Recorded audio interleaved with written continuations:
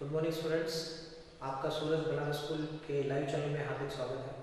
मैं आपसे रिक्वेस्ट करूंगा कि अगर आप तक चैनल को सब्सक्राइब नहीं किया है तो सब्सक्राइब कर लें, बेल आइकन को प्रेस करें ताकि आपके पास लेटेस्ट नोटिफिकेशन वीडियो की पहुंचे।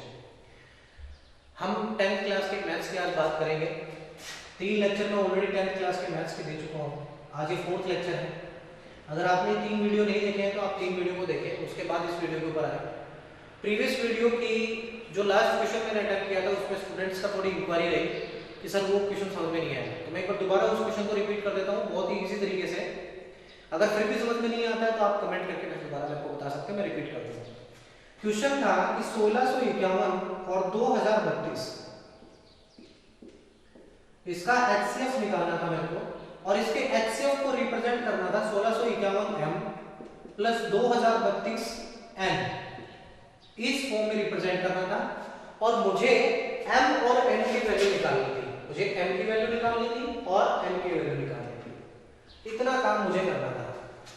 आपने अब तक पढ़ा होगा कि मैंने यूक्लिड्स डिवीजन जो आपका एल्गोरिथम था उसमें हमें एचसीएफ निकालना सीखा था। कैसा निकालना था? हमने 2032 को हमने डिवाइड किया था किससे?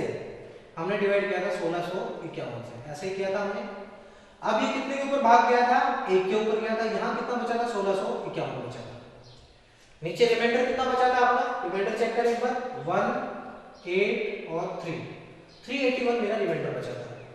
ये थ्योरम क्या कहती थी कि अगर आपके पास डिवीजन के बाद r की वैल्यू 0 आ जाए तो जो लास्ट डिवीजन है वही आपका एचसीएफ होता है। लेकिन मेरे r की वैल्यू भी 0 नहीं आई है।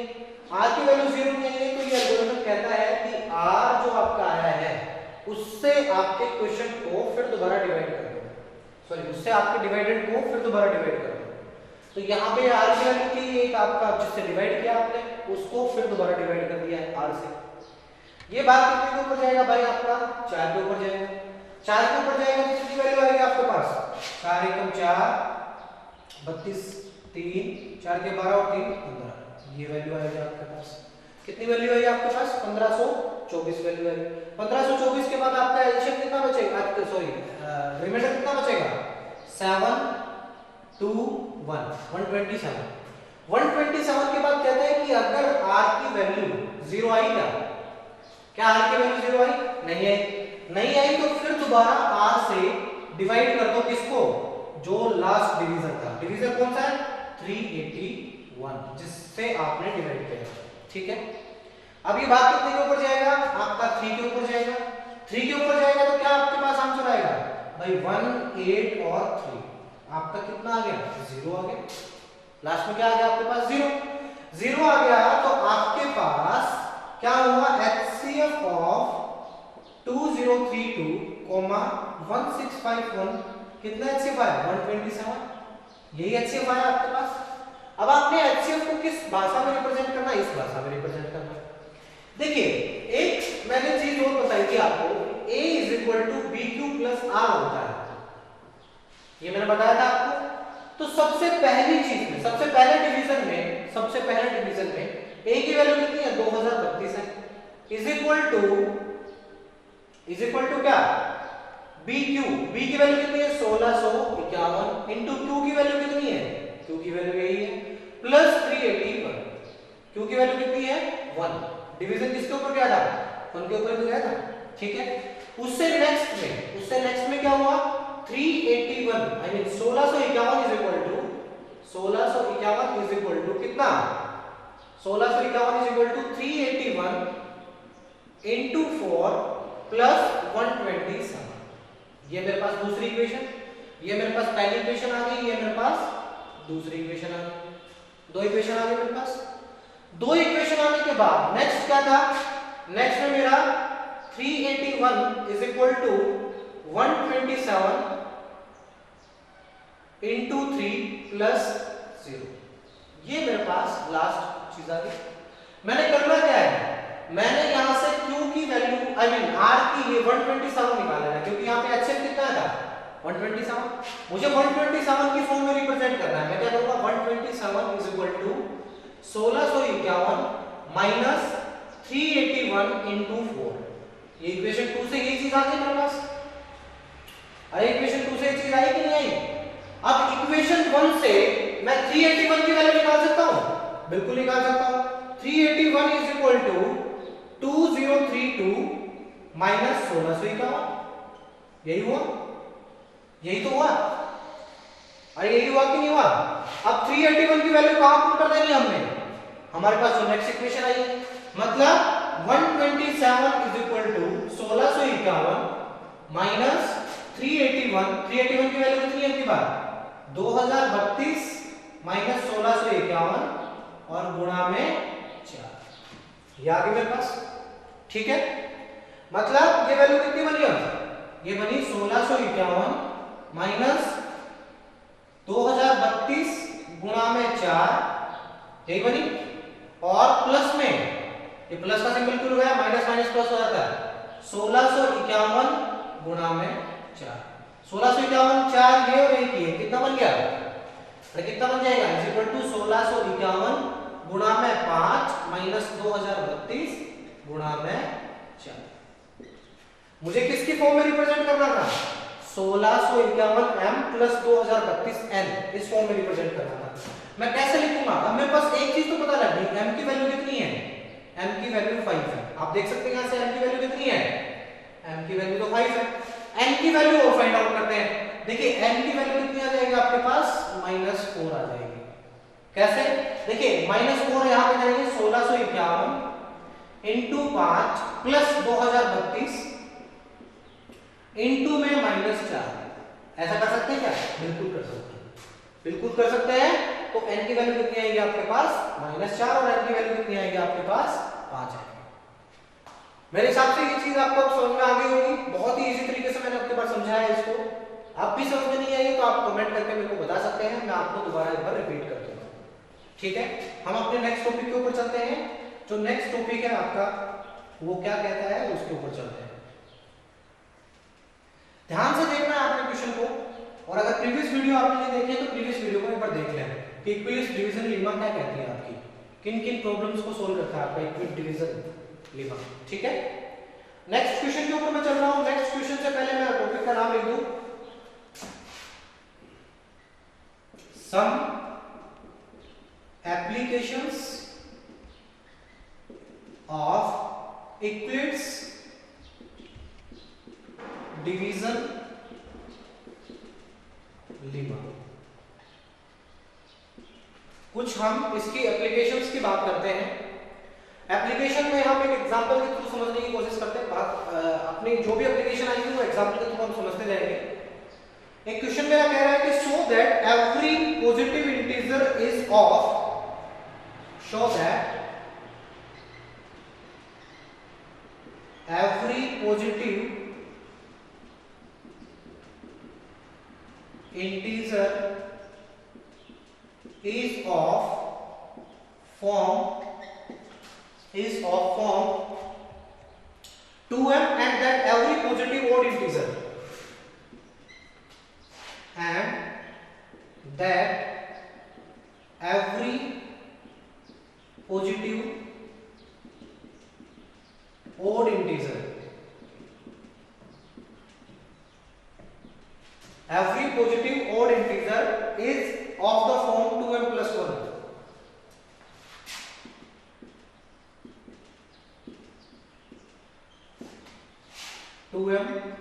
1. ये क्वेश्चन है, सोल्व कर रहे हैं हम इसको।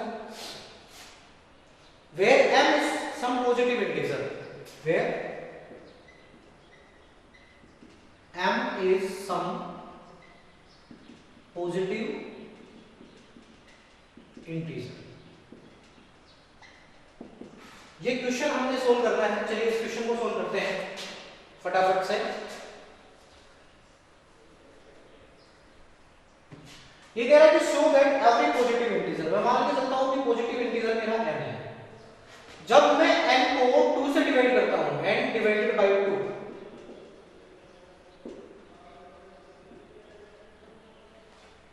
ठीक है, तो मेरा जो क्वोशिएंट है उसकी वैल्यू m आती है। Quotient is m and remainder is r। ये एप्लीकेशन है इसकी, बार बार यूज होगी, इसको देख लेना। जब मैं n को डिवाइड करता हूं 2 से, जब मैं n की वैल्यू को डिवाइड करता हूं तो मुझे m क्वोशिएंट मिलता है और r रिमाइंडर मिलता है। तो हम क्या कह सकते हैं, हमें एक चीज पता है कि a is equal to b q plus r होता है। ये इक्विट डिवीजन लेमा कहती है ना कि a is equal to b q plus r. अरे इक्विट डिवीजन जो लेमा हमने पढ़ी थी उसमें यही तो पढ़ा था कि अगर बाहर का क्वेश्चन आपके पास तो a इज इक्वल टू क्या होता है आपका बी क्यू प्लस आर होता है।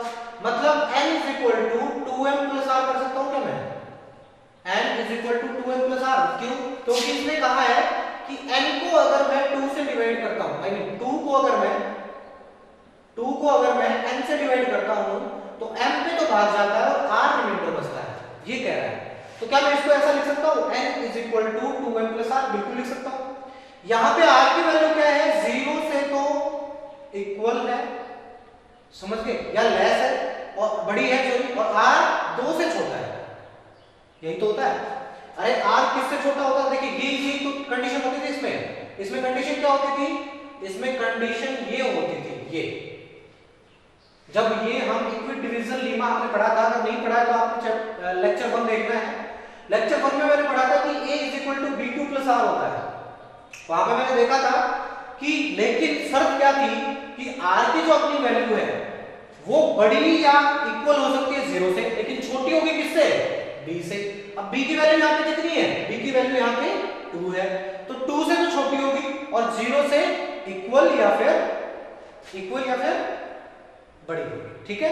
तो क्या हो सकती है, r की वैल्यू क्या हो सकती है, r की वैल्यू 0 या फिर 1 हो सकती है, बात सीधी है। क्यों? क्योंकि पॉजिटिव इंटीजर की बात कर रहे हैं हम, यहाँ पे रेशनल नंबर की तो बात कर नहीं रहे, पॉजिटिव इंटीजर की बात कर रहे हैं, तो r की वैल्यू 0 होगी या फिर 1 होगी। केस 1 हम यहाँ पे केस 1 लेके चलते हैं। केस 1 जब r की वैल्यू कितनी हो, 0। अगर r की वैल्यू मैं यहाँ पे 0 पुट करूंगा तो n की वैल्यू कितनी आएगी मेरे पास, n की वैल्यू क्या थी 2m प्लस r, r की वैल्यू मैंने 0 कर दी, मतलब n की वैल्यू कितनी होगी 2m। आपकी पहली कंडीशन सेटिस्फाई होगी, show that every positive integer in the form of 2m। मैंने शो कर दिया every positive integer in the form of 2m। यहां पे मैंने n को एक इंटीजर लिया था, n इज ए इंटीजर, और n किसकी फॉर्म में आ गया आपके पास, n 2m की फॉर्म में आ गया। पहली चीज तो आपने सेटिस्फाई कर दी। हम केस 2 स्टडी करते हैं, केस 2 में मैं क्या स्टडी करता हूं, केस 2 में मैं स्टडी करता हूं जब r की वैल्यू कितनी हो, जब r की वैल्यू 1 हो, r की वैल्यू कितनी हो जाए आपके पास 1 हो जाए, मतलब n is equal to 2m plus r, n is equal to 2m plus r, ये थी मेरे पास, ये तो मैंने इक्विट डिवीजन लीमा के हेल्प से निकाल लिया था, n is equal to 2m plus r। r की वैल्यू पुट कर दो, n is equal to 2m plus 1 हो गया, मतलब and every positive odd integer is the form of 2m plus 1। ये मैंने शो कर दिया कि every odd integer is in the form of 2m plus 1। समझ में आ गई बात? अरे इतनी बात समझ में आ गई कि m एक इंटीजर के लिए ये फॉर्म मेरी आ गई है मेरे पास, where m is some positive integer, m क्या है, some positive integer है, ठीक है। बात समझ में आ गई आपकी? अरे क्वेश्चन समझ में आया कि नहीं, मैं दोबारा रिपीट कर देता हूं। देखिए मैंने n को एक इंटीजर ट्रीट किया और n को किससे डिवाइड किया है, 2 से डिवाइड किया है। जब मैंने n को 2 से डिवाइड किया तो मैंने माना कि उसमें m मेरा क्या है, क्वोशिएंट है, और r मेरा क्या है, रिमाइंडर है। मैं इसको अगर इक्विट डिवीजन लीमा की हेल्प से लिखूं तो मैं लिखूंगा n is equal to 2m plus r। लेकिन शर्त क्या थी कि r की वैल्यू 0 से लेके b तक होनी चाहिए, ऐसी शर्त थी। मतलब r की मेरे पास 2 वैल्यू आएंगी, या तो 0 या 1। मैं केस 1 की स्टडी करता हूं जब r की वैल्यू 0 हो, r की वैल्यू 0 होगी तो n की वैल्यू कितनी आएगी, 2m आएगी, और जब r की वैल्यू 1 होगी तो n की वैल्यू कितनी आएगी भाई आपके पास, 2m प्लस r। r की वैल्यू 1 बढ़ा दिया आपने तो 2m प्लस 1 हो जाएगी। बात समझ में आ गई आपकी? दोनों फॉर्म मैंने शो कर दी। मैं नेक्स्ट क्वेश्चन के ऊपर चलता हूं। नेक्स्ट क्वेश्चन आपका कहता है, अगर समझ में नहीं आया तो आप कमेंट करके बता सकते हैं, तो प्रीवियस के लिए आपने बताया। मैं नेक्स्ट क्वेश्चन के ऊपर चलता हूं। नेक्स्ट क्वेश्चन क्या है, प्रूव दैट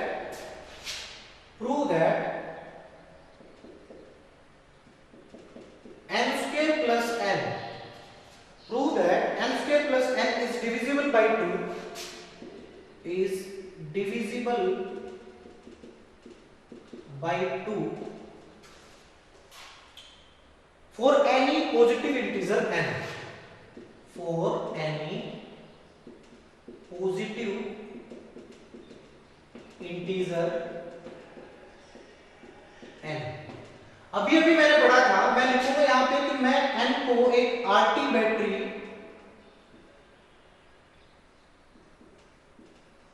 इंटीजर मान रहा हूं, तो n को मैं डिवाइड करता हूं, n इज डिवाइडेड बाय, अभी अभी पढ़ा था मैंने, divided by 2, then m is quotient and r is remainder. यही पढ़ा था मैंने, अभी अभी पढ़ा था मैंने। तो इसको मैं किस फॉर्म में लिख सकता हूं, n is equal to 2m plus r लिख सकता हूं, जब r की वैल्यू कितनी हो, 0 से लेके और 2 तक हो। मतलब केस 1 क्या पढ़ा था मैंने, केस 1 पढ़ा था मैंने कि n, r की वैल्यू कितनी पुट करनी है केस 1 में, 0 पुट करनी है, तो n is equal to 2m plus 0 हो जाएगा, n इज इक्वल टू कितना हो जाएगा 2m। n की वैल्यू को पुट कर दो किसके अंदर, इसके अंदर। क्या है आपके पास, n स्क्वायर प्लस n है, n स्क्वायर प्लस n में पुट करोगे तो क्या बनेगा, 2m का स्क्वायर प्लस 2m, ऐसा क्या बनेगा, यही बनेगा आपके पास जब n की वैल्यू पुट करोगे। ये कितना आएगा, 2m स्क्वायर कितना होता है, 4m स्क्वायर प्लस 2m, यही होगा। 2m को इसमें कॉमन ले सकता हूं, बिल्कुल ले सकता हूं, ये क्या बन जाएगा 2m प्लस 1 बन जाएगा, ऐसा कुछ बन जाएगा, अरे ऐसा कुछ बन जाएगा नहीं। इसका मतलब क्या हुआ कि मैं इसको, ये जो 2m आगे लगा हुआ है, आप देख सकते हैं ये 2 से डिवाइडेड है, क्या ये 2 से डिवाइड हो जाएगी पूरी रकम, अगर 2 इंटू में है तो ये पूरी रकम क्या होगी, 2 से डिवाइड हो जाएगी। तो मैं क्या कह सकता हूं कि n square plus n is divisible by 2, case 1 में लिख सकता हूं कि n square plus n is divisible by 2, लिख सकता हूं। क्यों कैसे लिख सकता हूं, क्योंकि देखिए आगे मल्टीप्लाई में 2 लिखा हुआ है, अब 2 मल्टीप्लाई में लिखा हुआ तो कुछ भी आएगा, 2 into 2 आएगा तो 4 आएगा, 2 into 3 आएगा तो 6 आएगा, 2 into 4 आएगा तो 8 आएगा, 2 into 0 आएगा तो 0 आएगा। लेकिन ये सारी टर्म्स क्या है, 2 से डिवाइडेड है, आपको पता है बात, सारी टर्म्स 2 से डिवाइडेड है। अगर आगे भी हम चलते जाएंगे तो सब कुछ 2 से डिवाइडेड होता जाएगा। तो अगर 2 मल्टीप्लाई में आगे लिखा हुआ है तो मुझे आगे जाने की जरूरत ही नहीं है, मैं लिख सकता हूं कि m square plus n is divisible by 2। Case 2 लेके चलता हूं, केस 2 क्या था मेरा, जब मेरी r की वैल्यू क्या है, जब मेरे r की वैल्यू 1 है, r की वैल्यू 1 है मतलब n is equal to 2m plus 1, n की वैल्यू कितनी आ गई, 2m प्लस 1 आ गई, यही तो आई। मतलब क्या हुआ कि मैं इसको लिख सकता हूं किस फॉर्म में, n स्क्वायर प्लस n की फॉर्म में रिप्रेजेंट करना मैंने, n स्क्वायर प्लस n की फॉर्म में रिप्रेजेंट करोगे तो क्या बनेगा, 2m प्लस 1 का स्क्वायर प्लस 2m प्लस 1, यही तो बनेगा, अरे यही बनेगा। 2m प्लस n का स्क्वायर क्या बनेगा, देखिए 2m square, I mean 4m square plus 1 plus कितना, अरे प्लस कितना, देखिए a प्लस b का स्क्वायर क्या कहता है, a प्लस b का स्क्वायर क्या कहता है आपको, a square plus b square plus 2ab, यही तो कहता है, अरे a प्लस b का स्क्वायर यही तो कहता है। तो a का स्क्वायर क्या मैंने, मतलब 2m का स्क्वायर किया 4m स्क्वायर आ गया, 1 का स्क्वायर किया 1 आ गया, प्लस 2m मतलब 4m प्लस 2m प्लस 1, ये तो था ही, 2m प्लस 1 तो था ही, ये कितना बन गया 4m स्क्वायर प्लस 1 और 1 कितने बन गए 2 प्लस 4m और 2m कितने बन गए 6m। क्या मैं 2 कॉमन ले सकता हूं, ले सकता हूं, 2 मैंने कॉमन ले लिया, क्या बन गया 2m square plus 1 plus 3m, बन गया इतना। अब यहां पे भी क्या आ गया मल्टीप्लाई में, अरे मल्टीप्लाई में आप देख सकते हैं यहां पे भी क्या आ गया, वहां पे भी 2 आ गया था मल्टीप्लाई में, और यहां पे भी कितना आ गया 2 आ गया मल्टीप्लाई में। तो आप लिख सकते हैं, क्या लिख सकते हैं, n square plus n is divisible by, n square plus n is divisible by 2, क्योंकि मल्टीप्लाई में कौन आपकी बात में 2, इसमें भी कौन था 2, for any positive integer n, for any positive integer n, positive integer n। लिख सकते हैं कि नहीं? बिल्कुल लिख सकते हैं। क्यों नहीं लिख सकते? देखिए बिल्कुल सिंपल मैंने सॉल्यूशन किया है। ये केस मैं ऑलरेडी पढ़ चुका था सॉरी, केस 1 के बारे में पढ़ चुका था, केस 2 के बारे में पढ़ चुका था। केस 1 में क्या पढ़ा मैंने? जब मैं r की वैल्यू को 0 पुट करता हूं, इतना मैंने प्रीवियस अभी जो क्वेश्चन सोल्व किया था उसमें पढ़ लिया था कि अगर मैं n को डिवाइड करता हूं 2 से तो मेरा रिप्लाई क्या आता है? n = 2m + r आता है। r की वैल्यू कहां से कहां तक? 0 से लेकर 2 तक। मतलब r की वैल्यू या तो 0 हो सकती है या 1 हो सकती है, यही तो हुआ। अगर r की वैल्यू 0 है तो ये n क्या बन जाएगा? 2m + 0। n कितना हो जाएगा? 2m हो जाएगा, यही तो हो जाएगा। मुझे पुट किस में करना है? n² + n में पुट करना है। n² क्या है? n क्या थी? 2m थी। n² क्या होगा? 2m² प्लस n की वैल्यू कितनी? 2m। ठीक है, ये कितना बन गया? 4m² + 2m। 2m मैं कॉमन ले सकता हूं? बिल्कुल ले सकता हूं। 2m मैंने कॉमन ले लिया, क्या बन गया? 2m + 1 बन गया। मतलब ये आगे मल्टीप्लाई में कितना है? 2 है। अब 2 में आप कितना भी मल्टीप्लाई करते रहो वो रकम हमेशा 2 से डिवाइडेड मिलेगी। तो मैंने लिख दिया n² + n is divisible by 2। ठीक है, नेक्स्ट में क्या किया मैंने? केस 2 में क्या किया? r की वैल्यू को 1 पुट किया। r की वैल्यू को 1 पुट किया तो n की वैल्यू कितनी होगी? 2m + 1 होगी। मुझे n की वैल्यू किसमें पुट करनी है? मुझे शो तो ये करना है तो इसमें पुट करनी है n² + n में। मैंने पुट की 2m + 1 का स्क्वायर प्लस 2m + 1, यही तो होगा। a + b का स्क्वायर क्या होता था? वो खोल दिया मैंने, ये खोल दिया मैंने a + b का स्क्वायर प्लस 2m + 1 तो था ही। ठीक है, ये कितना बन गया? 4m²। 1 + 1 कितना बन गया? 2। और 4m + 2m कितना बन गया? 6m। ठीक है, क्या मैं 2 कॉमन ले सकता हूं? बिल्कुल ले सकता हूं। 2 कॉमन ले लिया मैंने, ये कितना बना? 2m² + 1 + 3m। मल्टीप्लाई में कौन है? 2। अगर 2 मल्टीप्लाई में है वही बात होगी, अगर 2 मल्टीप्लाई में है तो वो रकम जितनी भी आए वो 2 से डिविजिबल मिलेगी ही मिलेगी। तो मैंने लिख दिया n² + n is divisible by 2 for any positive integer n। बात समझ में आ गया आपको? कैसे सोल्व किया मैंने? अरे नहीं समझ में आई तो आप मुझे कमेंट करके बता सकते हैं। ठीक है, अगर इस लेक्चर में आपको कुछ भी समझ में नहीं आया तो आप कमेंट करके मेरे को बता सकते हैं। आपका इस चैनल पे बने रहने के लिए, इस वीडियो में बने रहने के लिए मैं धन्यवाद करता हूं। मैं आप सब लोगों से रिक्वेस्ट करता हूं कि सूरज स्कूल बलाना का जो आपने ऑफिशियल यूट्यूब चैनल देखा है उसको सब्सक्राइब करें, इस वीडियो को लाइक और शेयर करें। आज की क्लास की समाप्ति की घोषणा करते हैं। अगर कोई दिक्कत आपको आती है तो आप कमेंट करके मुझे बता सकते हैं। तो आज के लिए बस इतना ही, कल मिलेंगे नए टॉपिक के साथ। तब तक के लिए तैयार रखें, इन चीजों को पढ़ते रहें, प्रैक्टिस करें। जय हिंद, जय भारत, धन्यवाद।